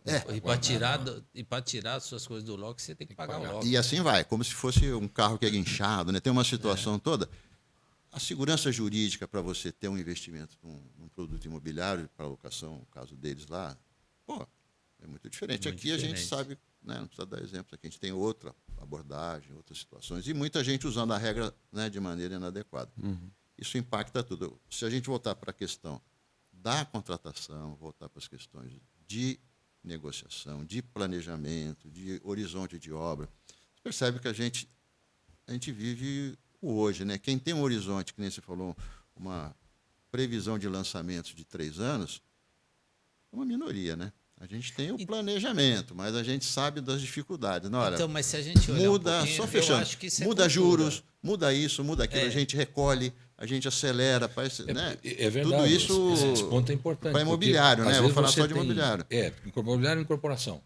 Sim. Seria, Esse. na teoria, o mais controlado. Né? Às vezes, você tem o Selic hoje a 15. Nós temos uma redução do poder de compra da classe média gigantesco, a 15%. E isso impacta, dependendo do nível que a construtora quer atender. Hoje você tem uma polarização, inclusive das construtoras. Porque o pessoal está indo ou para o MCMV, faixa 1, 2, 3, talvez a 4 aí, que talvez pinte por aí, ou altíssimo padrão, que na teoria nenhum dos dois, um por ser subsidiado e outro por não depender de financiamento, você acaba criando um vácuo ali que hoje eu ainda tenho muita oferta de médio alto, né? Daqui a pouco todo mundo vai falar, médio alto tá ruim, hein? Vamos fazer o altíssimo ou vamos para o segmento isso, né? econômico. É bem isso mesmo. E daqui a um tempo, se o Selic der uma retrocedida, vai haver uma necessidade por médios altos. E aí que vai ser a hora do desespero, que nós vamos ter o lançamento, mas não temos o empreiteiro para fazer o tapume. Não é canteiro. Né? Aí vamos pegar a máquina de fundação, que a gente viveu recentemente, né? A gente mudando soluções de fundação. Porque não tinha máquina. Então. Não, esse caso é real, hein? Você muda a solução de fundação, volta no projeto porque não tem a barreira. Não tem disponibilidade não tem, de, sei lá, de hélice e tal. Vamos fazer, enfim. É isso mesmo. Mas é isso que eu queria até provocar, realmente, e demonstrar, né? Que é muito estratégico. Né? E por ser muito estratégico, a gente provoca as empresas de pensarem se elas realmente estão utilizando esse departamento de forma estratégica. A gente sente nos clientes que nós temos que não. Ainda a grande maioria, o supply chain, ele é reagente. É verdade. Ele vem em cima da hora, ele vem com planejamento, ele vem com isso, te contrata depois que não deu certo, preço, negociou tudo. Daí que ele vem com a regra do jogo. Assim, peraí, depois que fechou, agora estabelece a regra do jogo, que você acha que não impacta nada, né, no preço, e que ele fala assim, até dá risada, que é fim da picada. Se eu te falasse a regra antes, o preço não ia ser esse, né, Grande? Olha, a gente fala até um negócio legal, quem é do segmento, a gente brinca e fala assim, a maneira mais rápida de comprar alguma coisa é comprar errado. Não, olha, eu garanto para você, com 28 anos, não tem nada que compre mais rápido do que a compra errada. Olha, faça assim, eu já comprei tudo que você precisa. Tudo errado. Tudo errado. Então, realmente, eu acho que a cadeia, o início de suprimentos começa lá na definição do produto, na concepção do projeto. Nós estamos falando de industrialização. Quantas vezes a gente tardiamente tentou industrializar um projeto que nasceu convencional? Não vai. Se deu mal, não funciona. Que aí não vai, não cabe, não vai, porque aí teria que ter mudado carga de fundação. Putz, aí os suprimentos enxerga, por exemplo, lembra quando explodiu o LME do cobre? O custo quilo, tonelada, como queira, do cobre lá deu uma explodida geral. Aí a gente faz os barramentos blindados, podia ter dito, puxa, vamos fazer o busbar de alumínio e não de cobre. Só que era too late, tarde demais, porque o projeto já tinha definido. Aí, se olha de novo a estratégia que os suprimentos, a qualidade do resultado que os suprimentos podem trazer, desde que ele tenha cunho estratégico. Você vai lá em produto e fala assim, ó, você está definindo um projeto, né? Você está definindo barramento blindado, você está definindo toda a parte de elétrica, hidráulica e tal. É o seguinte, usa aquele cabinho mesclado de alumínio, ou põe alumínio, ou enfim, fuja do cobre, meu. Porque nós não temos certeza do preço, a tendência é de subir, nós não vamos conseguir repassar esse custo no preço de venda no VGV final do metro quadrado. E normalmente, como você mencionou, as empresas às vezes não usam a qualidade, a vantagem que suprimentos têm, porque suprimentos é uma área comercial e ela vive do mercado. Sim. A nossa osmose, o contato é com o mercado. Solução de mercado. Então, pode ajudar muito. O ideal é que na concepção do projeto, do produto, o cara fala assim, ô Ivão, vem cá, o que está pegando aí, cara? Engenharia Olha, está muito bom de comprar, não é o caso, não me entendam mal, não é o caso. Está muito bom de comprar vidro, cachileiro, sistemista. Hoje você tem opções, dependendo do segmento que você trabalha, você tem boas opções, bons players de mercado. Isso tem que chegar na concepção do projeto, para que eles desenhem alguma coisa que tem competitividade de aquisição. Né? Isso acho que você falou uma palavra que eu acho que é importante, que é a retroalimentação. Bonitinho, chama feedback. Né? Mas essa retroalimentação tem que acontecer. Né? Você tem que perguntar lá para a gente que tem o privilégio de estar em contato direto com o mercado, 24 horas por dia, 7 dias por semana, para dizer, conceba um produto neste segmento, neste caminho. Porque tá bom de comprar, o mercado está competitivo, não tem previsão de aumento, assim, né? Tendência, né? De aumento. E eu acho que isso é um valor que as empresas ainda usam pouco da área estratégica de compras. Né? É interessante. E é tudo conhecimento. Né? Olha, vou dar exemplo da MPD, mas nem todo mundo consegue. A gente vai discutir uma solução, vejo lá o pessoal burlando. A gente tem consultorias de elevadores, consultorias que a gente ia falar de fachada, agora vai ser falado consultoria de envoltório. Porque, de certa forma, a gente está usando várias soluções para falar de fachada. Uma solução. A gente tem consultoria de vários níveis, fora o que ele falou das soluções de mercado. E isso aí é um trabalho que é de engenharia simultânea. Né? Engenharia simultânea é um conceito, não tem nada de inovador. O Boeing 747 foi projetado assim, na prancheta com canetinha. Então, O projeto estava pronto no ano 70, imagina, quando a gente era moleque, né? Eu ganhei um jogo de canetinha de nanquim, né? Você teve esse prazer também? Né? A gente, era lindo, né, aquilo tudo, mas você imagina, eu vi fotos dos escritórios da Boeing, centenas de pranchetas com aquelas regras. Vegetal. Vegetal, ou seja, o conceito era reunir as várias cabeças pensantes em cima da solução para harmonizar. É o que ele está falando. Se a gente for harmonizar quando dá, começa o problema. Sim. Não cabe. Precisa, né? Outro ponto. Vamos mudar a solução. E vai embora. Começa, vou chamar de improviso, ou então um pouco o perigo do engenheiro. O engenheiro é um bicho que gosta de resolver problema, né? A gente acha que estamos aqui para resolver. Né? A primeira coisa do engenheiro é resolver. Vamos resolver. Numa pescaria resolver é diferente. Olha, não tem salsicha, vamos comer a isca, né? Isso é também um pouco de engenharia, né? Estamos com fome, vamos comer alguma coisa. A gente, de repente, come a isca, né? Mas, de fato, a gente paga um preço, vou chamar de setorialmente, um preço muito alto, porque nem sempre essa coordenação consegue acontecer. Sim. Não consegue acontecer. Concordo. A gente aposta muito Isso é uma na oportunidade. arquitetura, é importante. Sim. Né? Isso Venda. não tem discussão em cima disso. Porém, vamos lá, a indústria automobilística dá uns bons exemplos. A gente tem as plataformas, né, que é um conceito bom. A plataforma engole vários tipos de carroceria. Isso. É o que falta. Exagerando, né? Vamos falar exagerando, sempre que é muito perigoso generalizar, mas exagerando, a nossa plataforma deveria ser uma certa plataforma padronizada para produtos imobiliários. Mas você sabe que 40 andares, o embrulho muda, sistemas mais sofisticados mudam. é que eu acho e assim que vai, mas é o que você escolheu para você. Porque hoje Isso. você tem construtoras que compram o terreno que vai encaixar o projeto dele.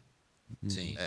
Ele fala assim, bom, eu só posso comprar um determinado terreno se esse terreno comportar, em termos de geologia, de espaço, tamanho, de índice de verticalização, o meu projeto. Olha aqui, é do cacete no ponto de vista de que eu imagino como é, por exemplo, a padronização do planejamento e dos suprimentos dessa empresa. Sim. Porque no final o cara sabe exatamente o que ele vai Isso comprar. mesmo. Ele já tem os fornecedores embarcados com ele, São parceiros, em fase né? de viabilidade, parceiros. E eu falo para o cara, eu tenho 60 canteiros nos próximos, 10 anos. E todos os canteiros eu vou precisar desse serviço, desse material, E aí, nesta ó, quantidade, neste prazo. Mas, ó, cara, vou até te o provocar. cara tem uma vantagem competitiva, é inegável. Discutível, né? Eles sabem quantos parafusos vão usar e eles criam mecanismos de terreno, se eu ouvir fazer, onde eles vão agregando valor e vão levando o processo para frente. Então, a gente sabe da uma MRV, que é um continuidade. clássico, né? A gente, no geral, aqui, São Paulo não tem mais área, né? É uma dificuldade. É né? mais difícil. Para formar uma área, os caras ficam comprando as casas, ficam anos para montar, né? O land bank. Sim. É uma neurose diferente, né? Do dentro de São Paulo. Mas eles raciocinam dessa maneira, como planta industrial.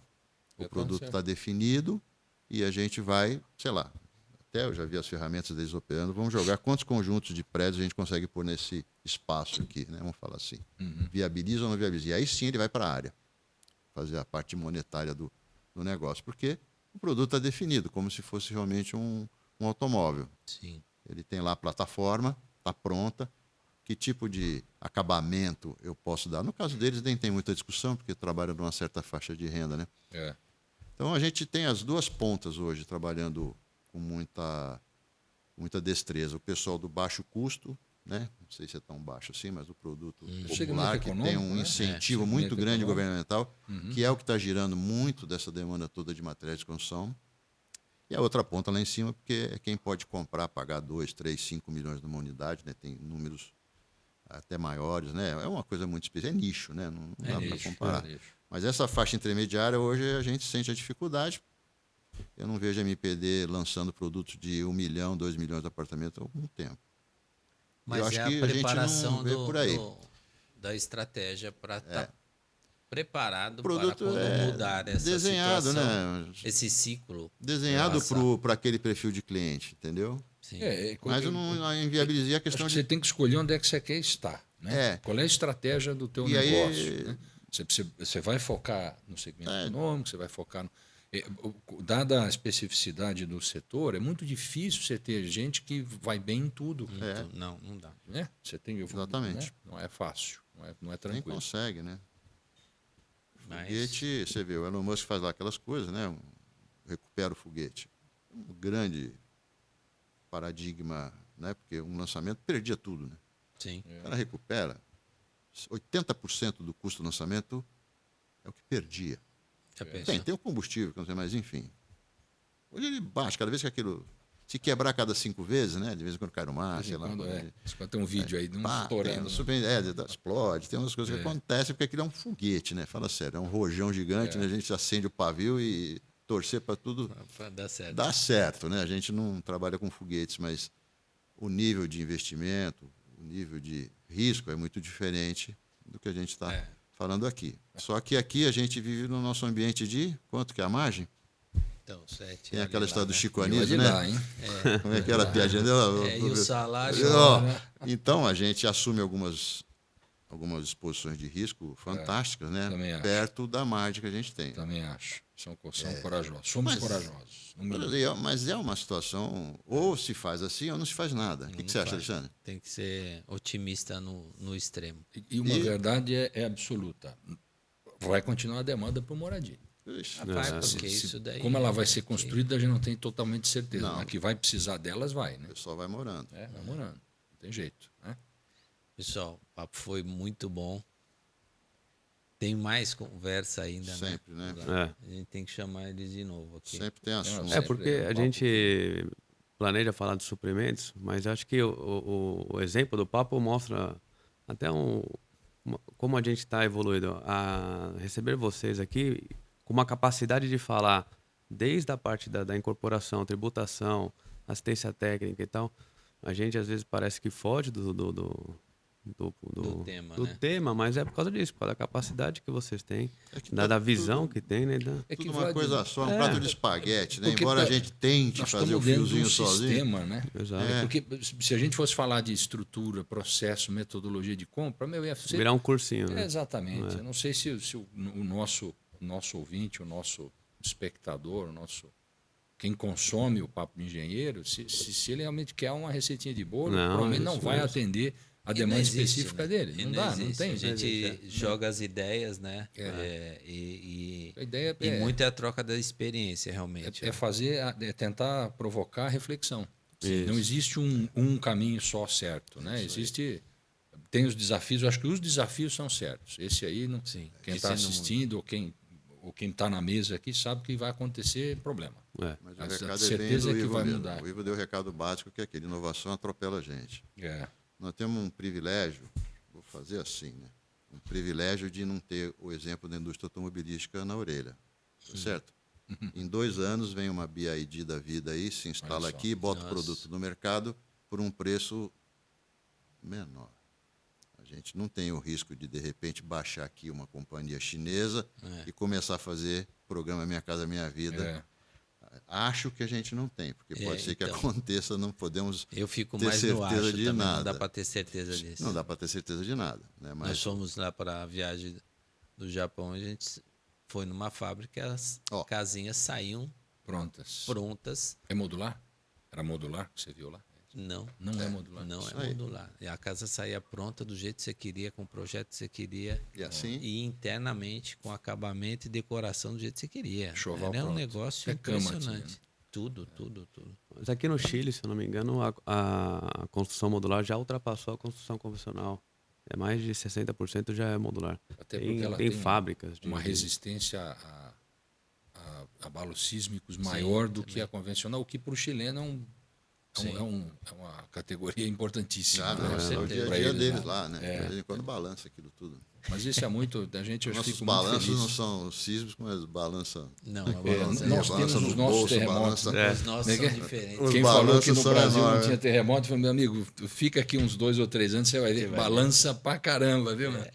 A gente chega lá, Alexandre, mas É isso aí. eu acho que o desafio é permanente. Quem não se adaptar, isso é fato, quem não estiver muito atento, quem não estiver tecnologicamente se atualizando, nem que seja para saber que não dá para usar, mas Sim. é essencial o que ele coloca. As soluções de mercado, elas vêm, a gente também tem que estar sabendo o que acontece no entorno. Antigamente a gente brincava e ia viajar, vamos ver o futuro, né? A gente pegava um avião, descia num país desenvolvido, né? Trazer essas coisas. E Mas daqui, quando é que chega aqui, né?